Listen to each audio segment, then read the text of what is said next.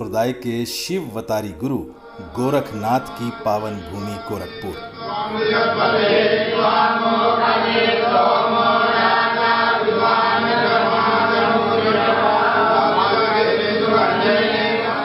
यह पूर्वी उत्तर प्रदेश का नेपाल से सटा तराई का इलाका है।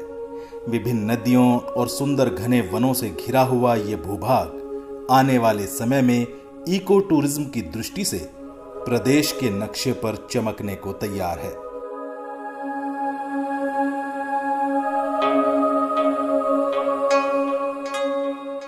शहर गोरखपुर की पहचान 737 हेक्टेयर में फैली रामगढ़ झील से भी है। किंवदंती है कि प्राचीन काल में इस ताल के स्थान पर एक प्राचीन नगर था जो किसी ऋषि के श्राप से ध्वस्त हो गया और वहां ताल बन गया। उत्तर प्रदेश सरकार ने इसे एक पर्यटक स्थल के रूप में विकसित किया है।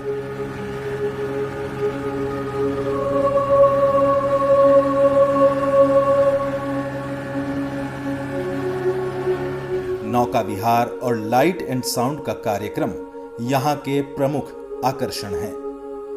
रामगढ़ झील उत्तर प्रदेश का पहला अधिसूचित वेटलैंड है जिसे रामसर साइट्स की सूची में शामिल किए जाने का प्रस्ताव है।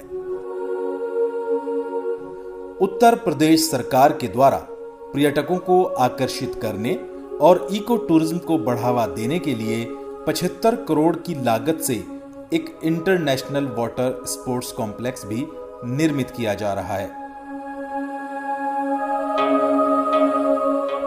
हर शाम बड़ी संख्या में लोग यहां प्रकृति का आनंद लेने के लिए आते हैं। रात को तो इसकी छटा देखने लायक होती है।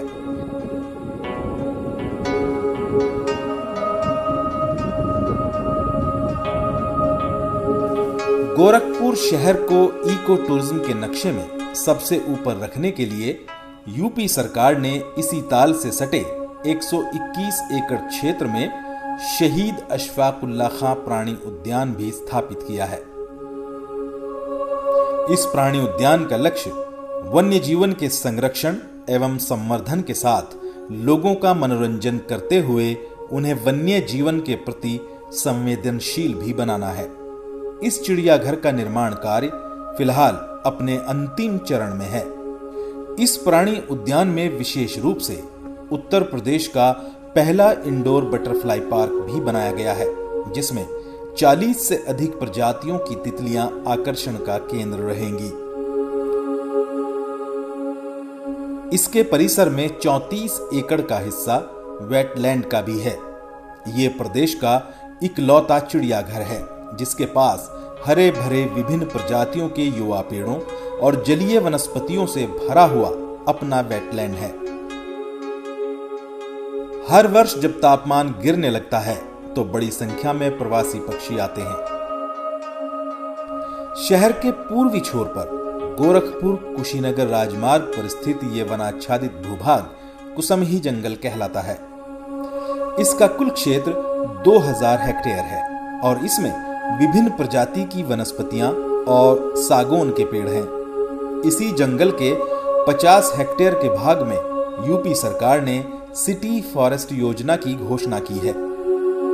इस आधुनिक परियोजना में इको फ्रेंडली सुरम्य वातावरण उपलब्ध कराया जाएगा जिसमें नॉलेज पार्क, एडवेंचर गेम्स की व्यवस्था के साथ ही साइकिलिंग ट्रैक का निर्माण भी किया जाएगा।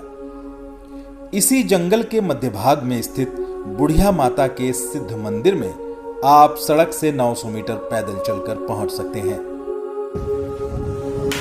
माना जाता है कि माता के दरबार में सबकी मन्नतें पूरी हो जाती हैं।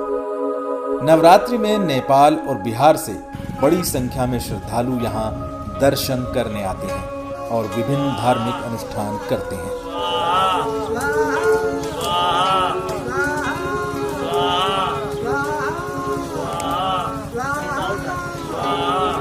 कुसमही जंगल के भीतर ही विनोद वन है। इसे मिनी जू भी कहा जाता है जिसमें तरह तरह के पक्षी,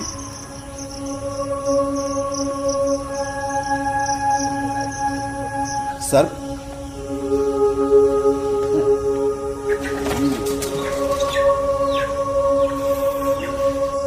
और हिरणों की कई प्रजातियां हैं।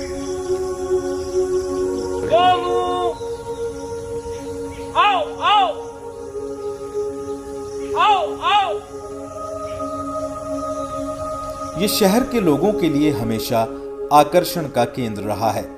इस परिसर से सटे वन विभाग का एक गेस्ट हाउस भी है, जिसका बहुत बेहतर रखरखाव किया जाता है। परगापुर ताल महाराजगंज जिले के आनंद नगर के पास स्थित है। 69 हेक्टेयर का ये विशाल जलाशय अपने अद्भुत सौंदर्य के लिए जाना जाता है। इसका अद्भुत विस्तार इसे अपने आप में अलग बनाता है। परगापुर ताल को उत्तर प्रदेश सरकार कछुओं और मगरमच्छों के प्रजनन एवं संरक्षण केंद्र के रूप में विकसित करने और इसका सुंदरीकरण करने जा रही है। आने वाले समय में यह इको टूरिज्म का प्रमुख केंद्र होगा। चारों तरफ से सघन वनों से घिरे होने के कारण वन रक्षक वन संपदा की रक्षा करने के लिए इस ताल में सघन पेट्रोलिंग भी करते हैं। यह गोरखपुर शहर से लगभग 51 किलोमीटर की दूरी पर स्थित है।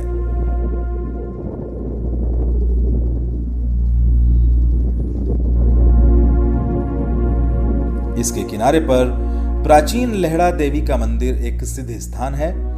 महाभारत काल का यह मंदिर घने जंगलों से घिरा हुआ था और पाह नदी के किनारे स्थित था। कहा जाता है कि पांडव अपने अज्ञातवास के दौरान यहाँ आए थे। यहाँ बड़ी संख्या में श्रद्धालु अपनी मनोकामना पूर्ण करने के लिए आते हैं और धार्मिक अनुष्ठान करते हैं।